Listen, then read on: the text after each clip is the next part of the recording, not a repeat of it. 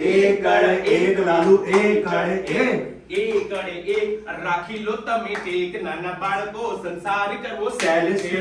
ઓ નાના બાળકો સંસાર કરવો સહેલ છે. એકડે એક રાખી લો તમે ટેક એટલે બાકી ટેક લેવાની છે કે અહીંયા આજે તમને જે કઈ જાણકારી આપવામાં આવી એ જાણકારી એક કાલે સાંભળીને બીજા કાલે કાઢી નાખવાની.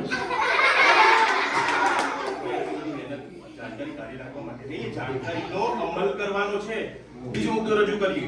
બગડે બે બગડે બે અરે બગડે બે ઓ પિન્ટુ બગડે બે બગડે બે સ્વચ્છતાને જાણી લો ભાઈઓ બહેનો સંસાર કરવો સહેલ છે. ઓ નાના બાળકો સંસાર કરવો સહેલ છે. બગડે બે સ્વચ્છતાને જાણી લે. સ્વચ્છતાનું આપણા જીવનમાં ખૂબ જ મહત્વ છે. તમે ભણતા છો ને સ્વચ્છતા આપણા જીવનમાં ખૂબ જ જરૂરી છે. જ્યાં જ્યાં સ્વચ્છતા છે ત્યાં પ્રભુતા છે, જ્યાં જ્યાં ગંદવાડ છે ત્યાં ભંડવાડ છે, અને ગંદવાડ હોય તો જાત જાતની બીમારીઓ થાય. બરાબર છે? એટલે બીમારીઓથી બચવા માટે આપણે સ્વચ્છતા રાખવી જોઈએ.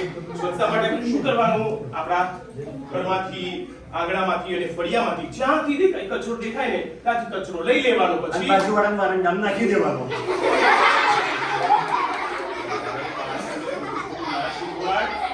બાળકો શું કરવાનું? કચરો કચરા પેટીમાં નાખવાનો.